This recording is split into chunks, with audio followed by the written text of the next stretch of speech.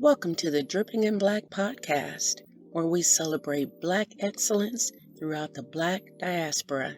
Here's your host, David V. Lewis. What's up, good people all across the world? It is the Dripping in Black podcast.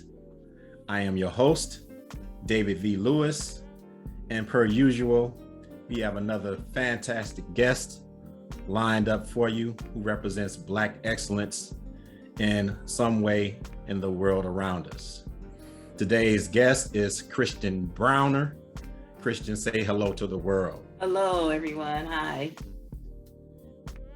All right. And so this one should be pretty interesting.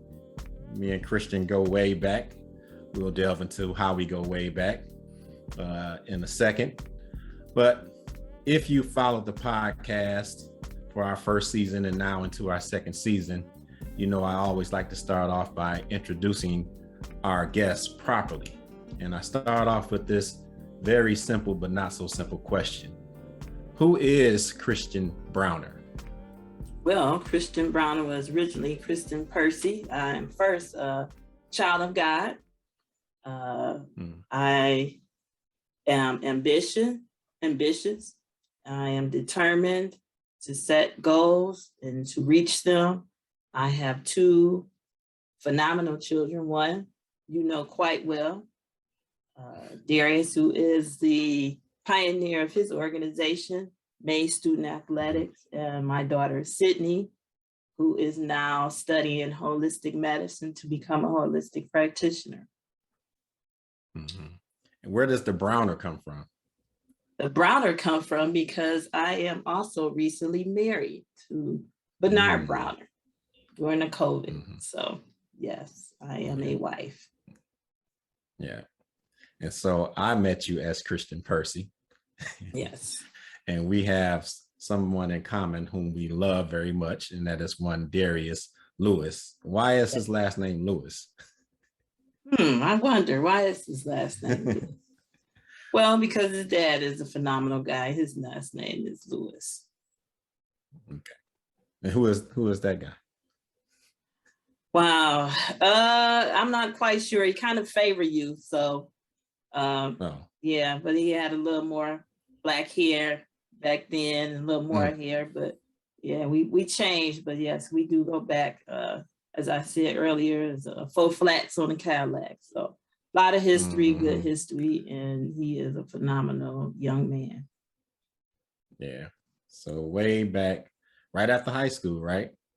Yeah, when they were matching back then, the hats and shirts, and you know, he's matching hats, shirts, going to Cedar Point in your car that you probably shouldn't have ever bought, but you know. Oh, no. Yeah. So but, we go way back. This is the mother of my first son. She was Christen Percy. Some people know her as Chi Chi. Yes. And, if you know me as Chi Chi, you really know me. Yeah. And so, you know, like I said, we just for the audience sake, this is somebody that I know very, very well. Yeah, we're good friends. We have a strong connection. Yeah, because of our child. And then of course our child has three wonderful children, you know, three grandchildren for us. And so it's a forever bond between us two. Absolutely. All right. So you graduate high school and then you go on to nursing, right? Talk a little bit about that. So, yeah, from there to nursing, and then from nursing, I actually went and got my degree through respiratory. So I'm a respiratory therapist. And for those that are not familiar with respiratory therapists, we were very, very well deep last year with COVID because we are the ones that put the patients on the ventilators. So I also hold a degree, bachelor's degree in healthcare management, so healthcare administration management. And I am also a BLS or CPR instructor, so I teach CPR as well. I go to a lot of different facilities and teach the staff CPR, as well as that I teach people, for those who are not familiar, patients that have trachs. So I do trach care training as well. So kind of busy. Yeah. And I was thinking about, you started off as what kind of nurse? Because I know it's a difference. It's a couple of different types of nursing, right? So It is. what did you So start off in? So originally I started off in as the LPN program. And then, like I said, that those are the different ones. Like you said, is the LPN, there's RN, and then there's also types that are going different fields, like pediatric nursing and things of that nature, or geriatric, or just whatever different areas. Then there's general nursing. But again, because my degree is in respiratory. I remember you kind of working your way through that, right? Getting certificate after certificate, and kind of going from one level to the next level to the next level over the several years that I've known you, right? Talk a little bit about that. So what does that look like? You started where in terms of nursing, and then where did you go from there, from your start?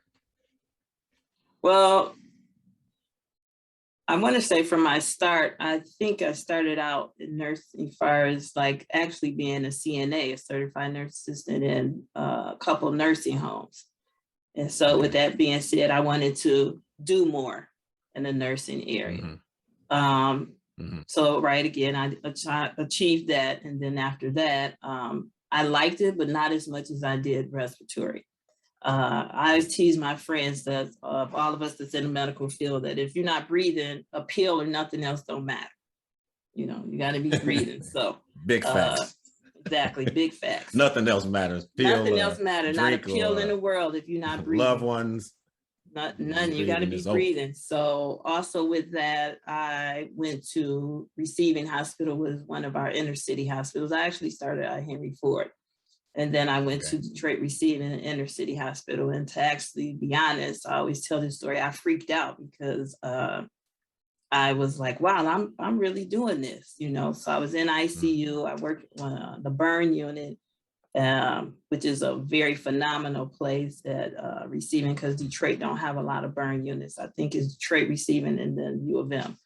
But anyway, at the hospital, I also went further to become a COPD educator and an asthma educator. So I'm able to do COPD, which is chronic obstructive pulmonary diseases, people that are usually smokers, things of that nature, that are on inhalers and things like that, and asthma. So if you have asthma, I also was doing that, do the education and teaching with that. And again, I got the CPR license when I was at Receiving. So every time they asked who wanted to do that, it was me. I wanted to learn it. And it didn't matter. For one, they was paying for it. So where was it going to hurt at? So, and again, it just was a thing of, I was always eager to learn more. And I like what I do. So when you like what you do well at it. Yeah. So my producer is asking what school did you attend? So let's kind of go back to high school and then high school through the other schools. I'm telling all my business. High school, I went to Cooley. Sweet, red and black. Went to Cooley High School. 15055 Hubble.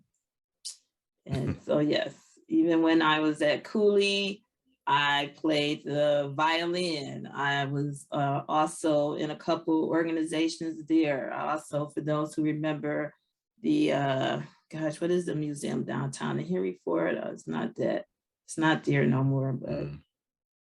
So I played the violin, I danced, I did a couple of things when I was in high school, but I did attend Cooley High School. You got the DIA, you got the historical museum.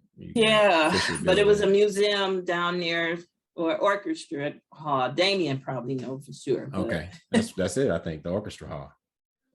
Yeah, but that's still there. What I'm talking about is no longer there. But I used to perform there. Right, I used to perform there as well as a couple other places. So right, one of the other ladies probably, or girls at that time when you were in high school, was on cheer team. I was playing the violin.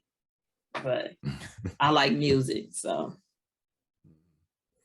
Yep. And so you go on and you get a bachelor's. All You right, get so that I through go what school? on and I went to Oakland Community College. And then from there, I went to, it is called Baptist Health School System. That's where I went. Okay. All right. So that is for health Cool. professionals. Yes. So let's get into the meat of this conversation. And that is, you have created a business. And so, you know, for me, and again, we know each other well, that's quite a leap, right? To go into business ownership. It's Yes. some safety in going to school, getting credentialed and working for somebody else, right? Yeah, absolutely. It's a risk to get into your own business. So you have worked your way from nursing all the way up into these various different aspects of the medical field. And then now you decide to open a business. So tell the people, what's the name of your business first and foremost? First and foremost, the name of my business is Beautiful Soul Wellness Spa. And the soul, how do you spell soul? Right, let me get it right, because all souls need to be taken care of. So soul is SOLE, which is the soul of your foot. Yeah. So yeah, So it's Beautiful Soul Wellness. SOLE Wellness Spa. Yes. Yeah. All right. So tell us about this. What is Beautiful Soul Wellness? Well, as you say, that's a big leap, and it was a leap that I was afraid of.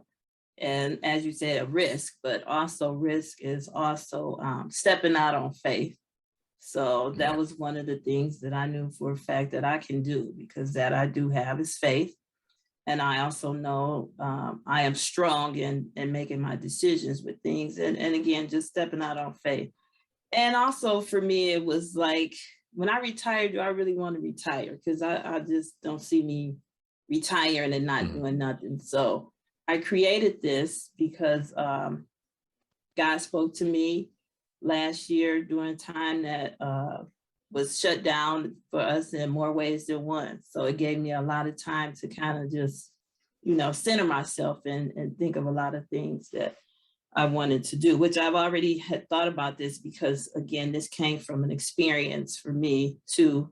And I just kind of created it on the medical aspect and did some research on it to see if there's anything like that exists. So when I did research, because something like that for me or anything I do research. I'm not a follower at all. Even when people say it might not even work, but but everything isn't for everybody. So I did the research, I did my homework, I found someone, I went, I studied, I went to the schooling for it, took the certifications. And so I wanted to this year to actually step on faith and create that space for Beautiful Soul Wellness Spa. And I wait to my next question to see if this will fall into. My next question is, what is it? So, Beautiful Soul Wellness, what kind of business is it? Okay, so Beautiful Soul Wellness is a spa that I am creating, a private space for people that would like to come and get their soul, SOLE, together. Because for me, and like as we led up to me just working in hospitals and doing the type of work, I was on my feet a lot. And a lot of us are on our feet a lot. And of course, me seeing different patients, everybody's feet don't look like they are their feet. And I won't show my feet on camera.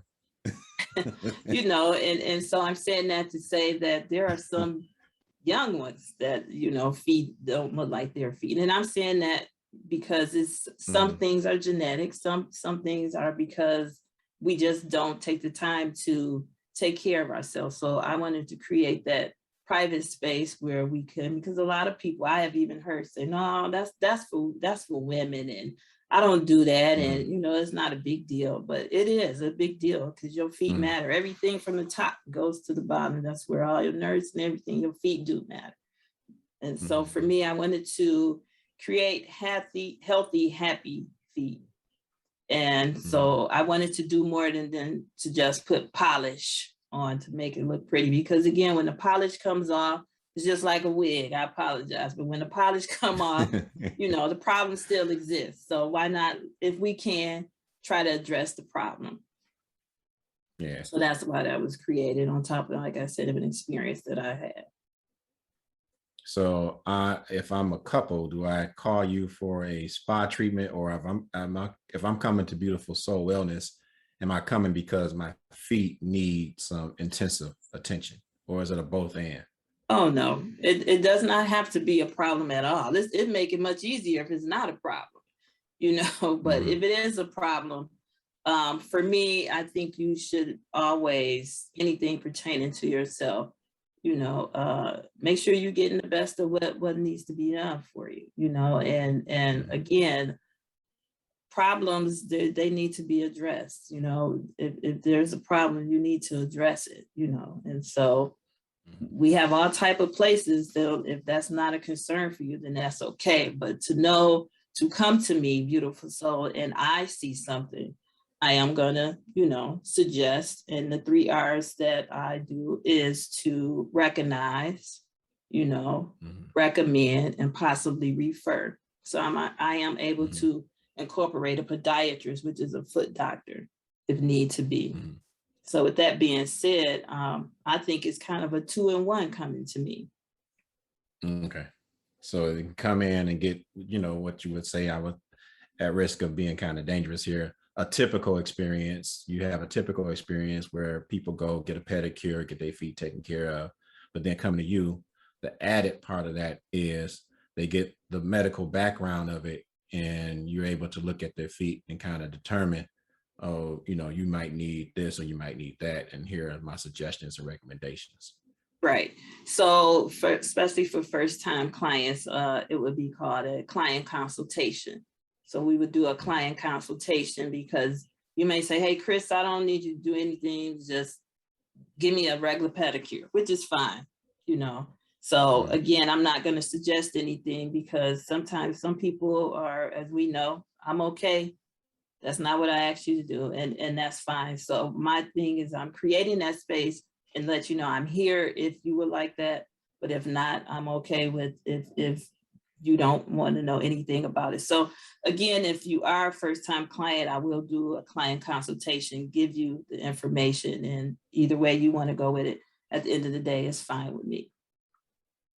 Yeah. Okay.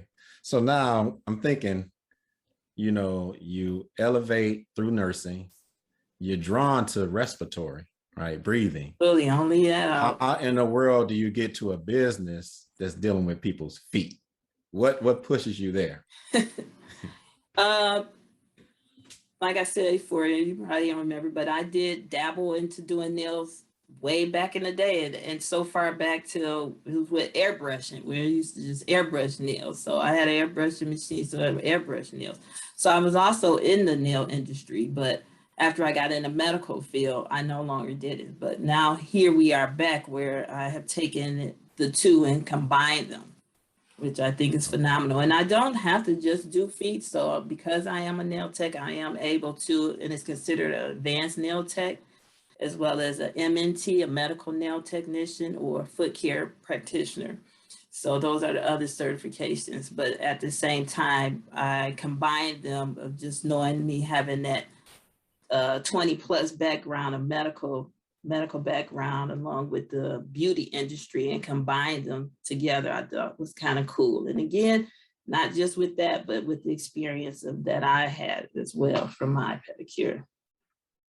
So the more you talk, the more I keep adding zeros to your chair. Looking like this. Well, I'll let you know when they start, because I haven't seen too many zeros. Would you let me know? I'm wondering. Yeah, I'll let you know. I might be the last. We're friends. I'll let you know. Okay. Can I borrow $1? Absolutely. You only have to borrow. You can have it. $1. Oh, okay. All right. So, but I think what I'm getting at is you go from respiratory to opening, not just doing people's feet, but opening a business specifically for people's feet. Was there some incident that you had to lead you into that particular business? Right. And so so let me just kind of go back. So my services, or my specialty is the care of doing soapless pedicures or nail restorations or wellness pedicures, but I am still able to do the regular pedicures. Because again, if you can do a medical pedicure, obviously you should be able to do a regular pedicure. But I did have an experience a couple of years ago where I went to an American and had a pedicure. And this is not someone that I just went one time. I was going to this individual for a couple years. And so what happened, just for the sake of time, she did me in a rushing manner. She nicked me, but I didn't really pay much attention to it because it wasn't anything major. But later on in the evening, I was feeling quite a bit of pain in my foot. It was so bad till I wasn't able to sleep. The sheet was an issue. I couldn't put the sheet on my foot. Long story short, I looked down and it looked like my toe was swelling. Really like the Flintstones, like how it was just like red and throbbing.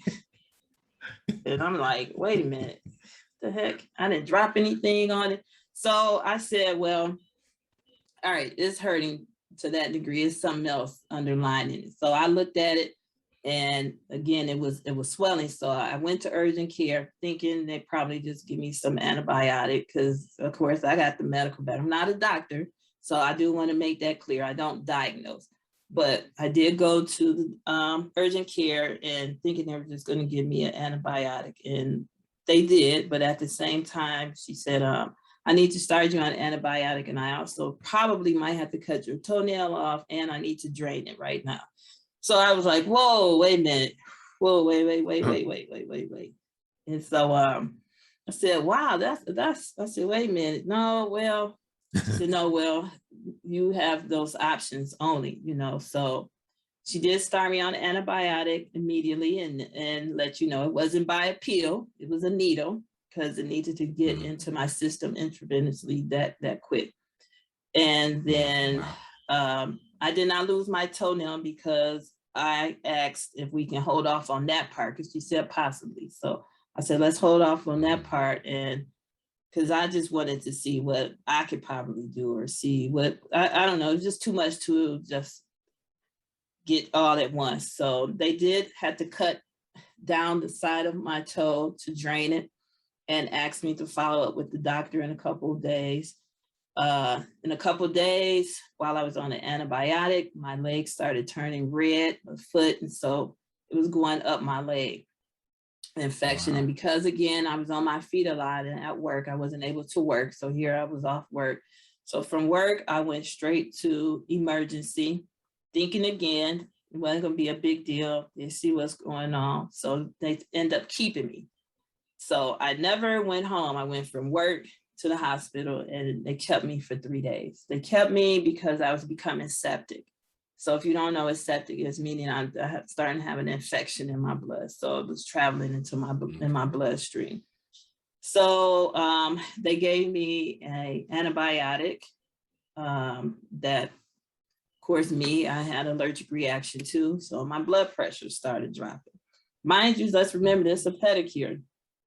So then my blood pressure started dropping. So they had to move me from one room to more so like a monitoring room, not ICU, but a room where they can observe me a little more because my blood pressure started dropping. I really, really got scared because, again, I never went home, never got to see the kids because I went from work to there and they kept me.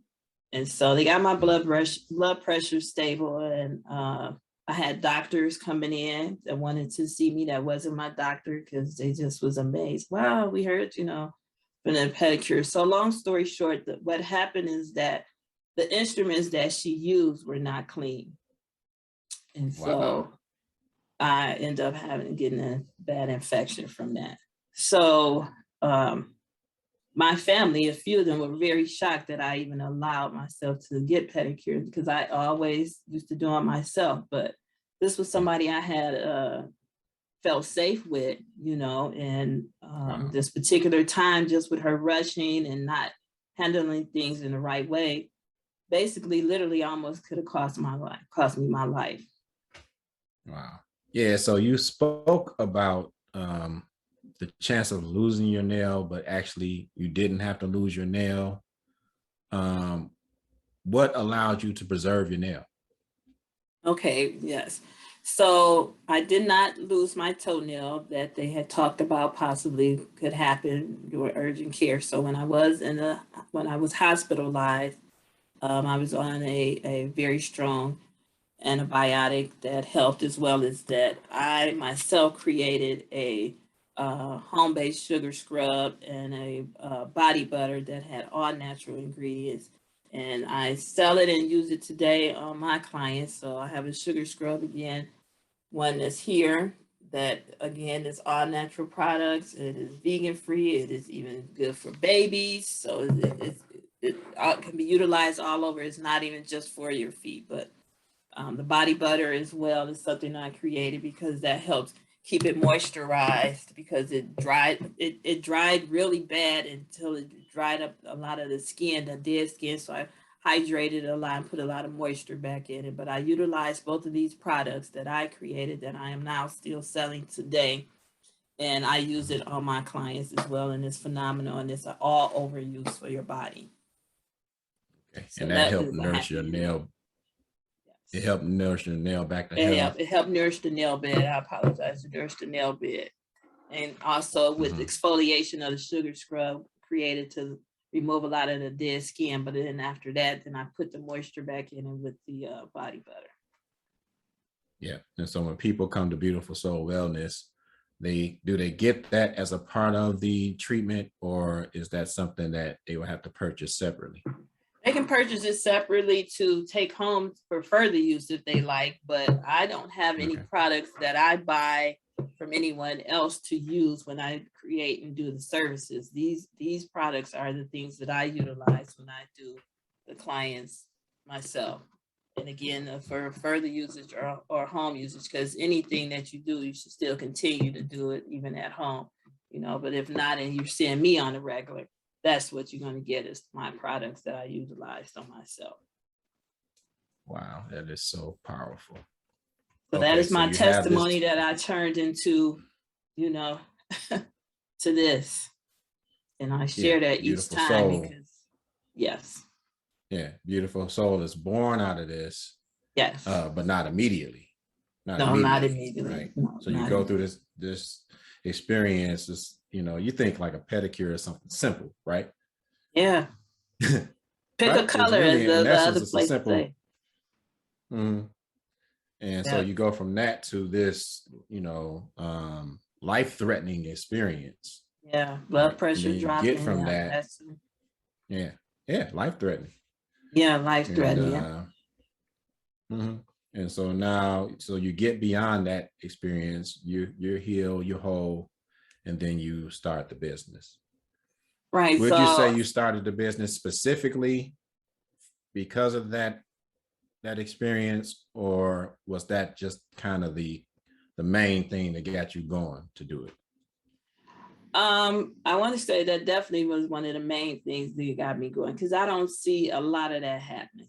I don't. And the few times that I did go to pedicures and places, and even for me, people that know me being a germophobic and cleaning of things all the time, even now, that's me. It's not going to change, whether it was COVID or any of that. That's just how I am. And to know that that experience happened to me, and to get hospitalized, it was just something that I felt that others should know about, as well as that we can't always just want to pay $25 because it's cheaper. We have to really take in consideration on what we do to our bodies and to ourselves, and how we treat ourselves, because it's like a car. We have to make sure that we putting the right parts and things in it. So Beautiful Soul was created out of that, because again, my experience, my testimony with that,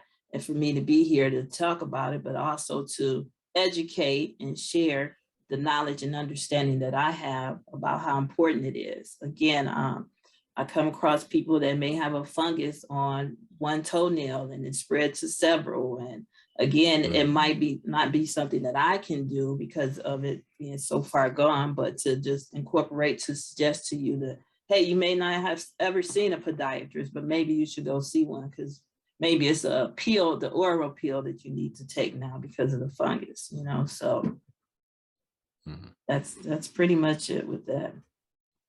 So here's one of the things I always find interesting with people that start businesses. You know, so you have a business idea. It's not as simple as just saying, okay, I have an idea, let's start a business, right? There's challenges and things that come along the way.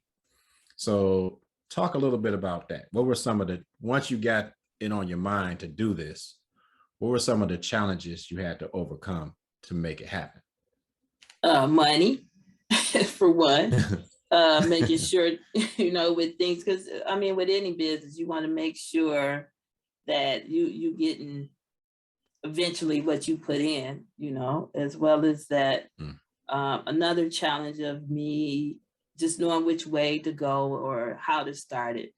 I do thank my son, who said from day one when he graduated from college, he was not going to work for anybody and start his business. And I say that because he helped his mom know how to go and make sure that, you know, I was going in the right direction and the things that I needed to do, because I know a lot of us, sometimes we start businesses and if they're not done the right way, then initially it's going to crash, and I didn't want that. And I know it's going to be roller coaster time, up and down, and it's okay. So I had to make sure I had that balance of those times. And so, like I said, I appreciate him at least initiating, showing me, making sure that I was on the right track. So like I said, I didn't have too many because I did have that help from him. Yeah, that's an interesting story. That's one of the things, and me and Darius don't butt heads on much, but that's one of the things we butted heads on, because he has 2 degrees, and I'm like, you need to use these degrees for something, you know. But again, it's one of the things that now I realize how wrong I was about it, and it had a lot to do with my own personal biases about how to go about supporting for your family. And I always thought it was school, get your degree, that's what we taught.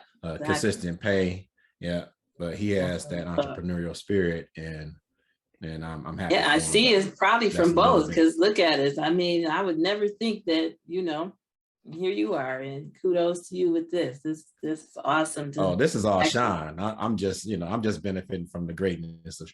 But that's kudos to you both. It has very little to do with me. Oh, but kudos. All right. So let's talk about this. You've come a long way. You know a lot more now than you knew when you were younger. If you can go back and speak to, let's say, the CNA, Christen Percy, what's some advice you would give her? I would say I would give her advice on just staying strong in your decision. I teach my kids that, as well as that few people used to call me Butter back then. I think one of them was my sister, because I was always the soft one that they felt like she was the tough one. And I was, Peasy was the strong one, you know, that don't take her. So I was Butter back then. And so I don't want to say Butter, but I care more about other people's feelings and thoughts than I did my own. So the younger me, you know, not saying I wouldn't care about others' feelings, but mine mattered for sure first. So just being strong and staying in the game on what you want to do, and just, you know, keep God first with it and make it happen. Because if I have a saying now that get up, get dressed. Get up, dress up, even if you don't feel like it, you know, but show up. Show up. Get up, dress up, show up. Yeah, get up, dress up, show up. Okay. Shout out to EPZ, aka Alicia. Shout out to Mook. He was just talking about you the other day. That's so crazy. You always Yep. say this was a rapper back in the day, Dead MC. It was at many of your shows. Shout out to Deidre, because Deidre was there. I'll see her Oh pretty yeah. soon next week. Big shout out to So Deidre. yeah, we were just talking about that. Mook was just saying how we used to go see you, mashed potato and gravy. He always say the same line. So yeah, we have come a long way. Those were like 80s and 90s raps. Good times. I love it. Don't regret any of them. All right. So let's kind of wrap this up a little bit. We thank you for coming out, but I appreciate one it. of the questions I like to ask is, now that we have a platform that we like to use to celebrate and showcase people like yourself that created a business really out of a need that you've seen, right? How can our viewers and listeners support you in what you're trying to do? Oh, well, first and foremost, I do have a website. I'm also on Instagram, Beautiful Soul Wellness Spa. I have an email, www.com, bsoul, SOLE, wellnessspa.com. And I am also able to have you contact me at area code 248-629-0441. So you can find me on Instagram and Facebook. And again, I will get your soul right. Both of them or one of them. We can create healthy, happy feet first. Yeah. And also, I'm sorry, I apologize, but I forgot to tell you the address of the location that I'm going to be at. And that should start actually the first week of September. And the address there is 25129 DeQuinda Road, and that is in Madison Heights, Michigan, 48071. Yeah. You want to be in contact with people that can get your soul right. Yes, absolutely. Especially if you can't get your own soul right. You need to surround yourself. Yeah, I can do one of them. So I don't know about that other one, the SOUL, but on that note, so right. Give a shout out to the church you attend and the pastor. Yeah, Second Ebenezer Church on 6 Mile in DeQuinda, where it is Bishop Edgar Van is my bishop. Been there for a long time. My grandmother, Edwina Hayes, a shout out to her, one of the mothers and pioneers of that church. 95 years old, lived to be my Mimi. And with her and my mom, I am the woman I am today, plus my wonderful stepmother, Christen. And a lot of phenomenal women. Moms, Mimi. Oh, Mimi was the greatest. Yes. And Christen. Love her so Kevin. Much. That is my name to my grands. And absolutely.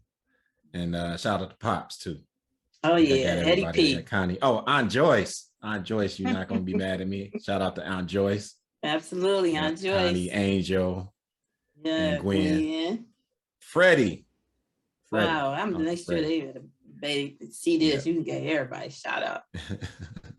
Shout out to you all. They treated me well. Yes. As a young parent, dad.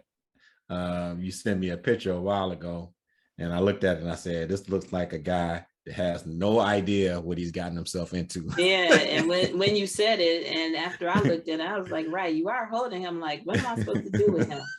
But I do want to say, holding my son. Yeah, he was holding him like he was confused. But one thing about that, I can't say that he definitely was no problem, and we both are beyond proud of him, and I'm so glad that you Sean whomever to just create this platform to show that we as African Americans are way beyond what social media sometimes try to display us as. And again, with me working in the hospital and seeing a lot of young Black males, I'm phenomenal proud to know that I have never seen my son on that end of the bed. And I'm glad of that.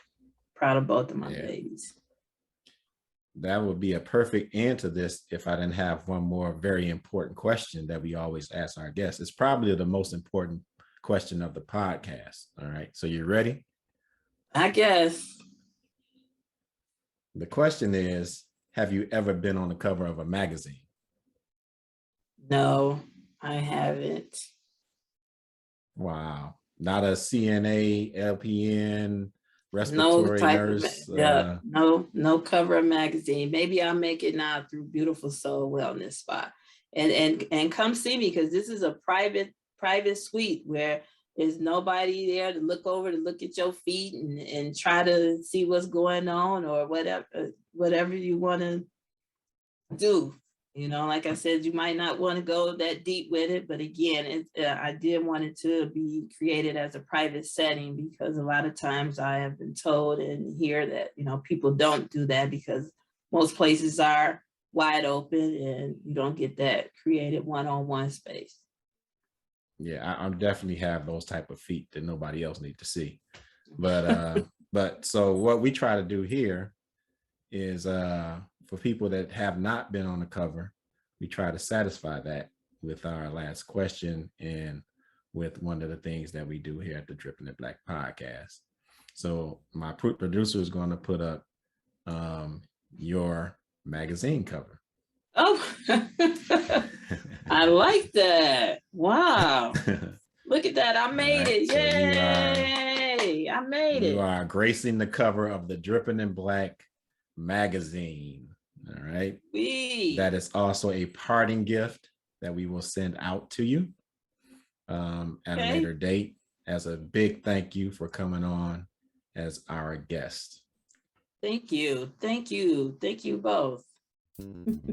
I made it. So we're going to thank you again for coming out to the Dripping in Black podcast. We're going to ask our audience to hold on because we have the final segment, the last drip. But thanks again to the wonderful Christian, formerly Percy, aka Chi-Chi, aka Chris, aka Mimi, now Christian Browner. Thank you for coming out. Thank you. Thank you, David B. Lewis, MC. I appreciate it. Up next, the last drip.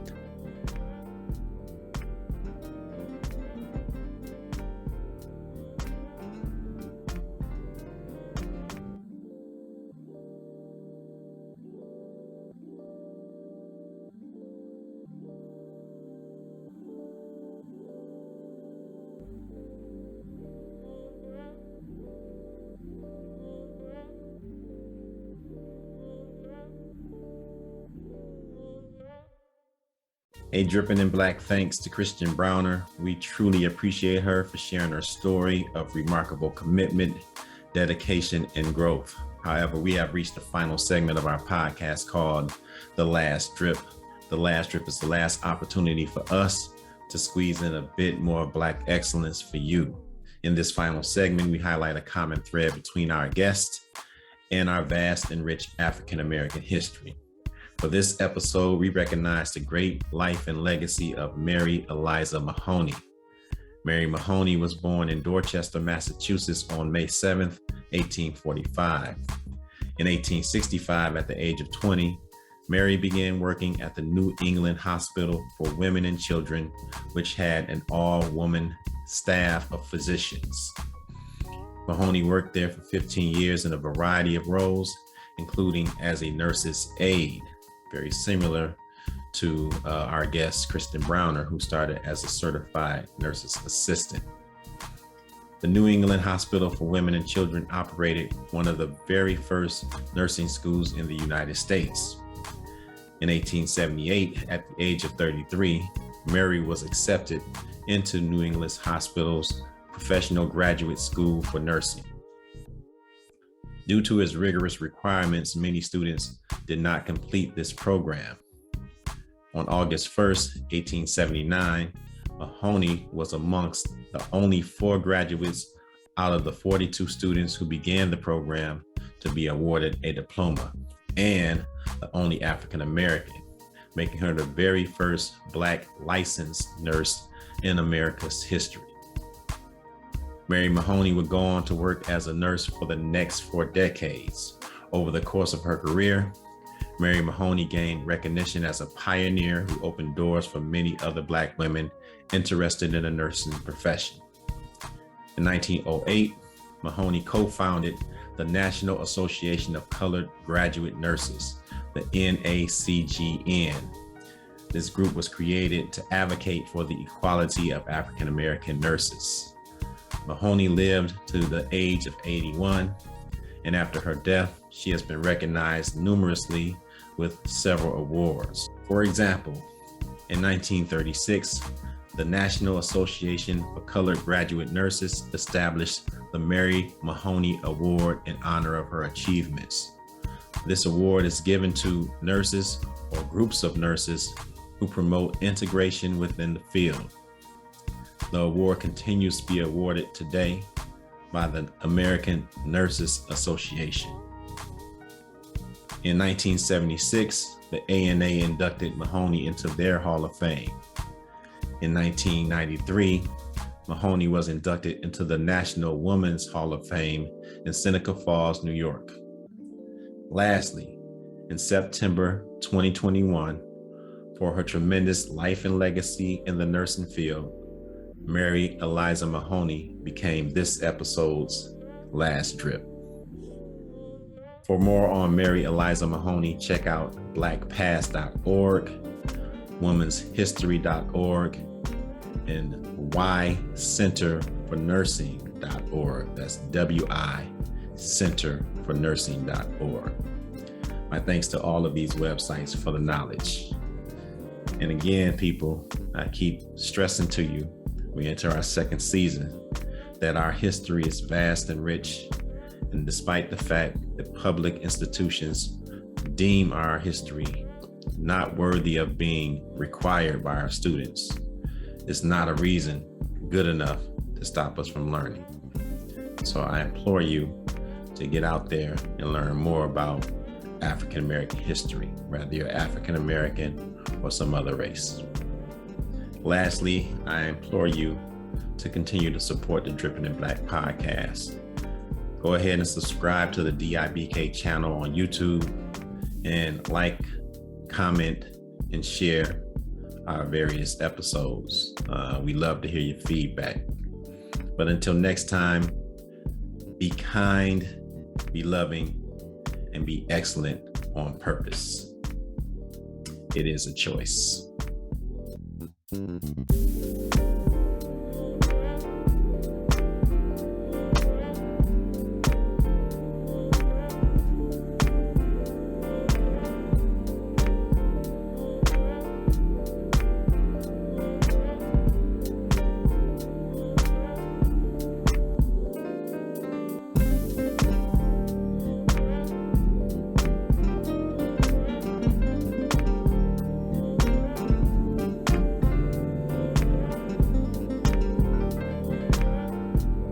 You have just experienced a Dripping in Black production.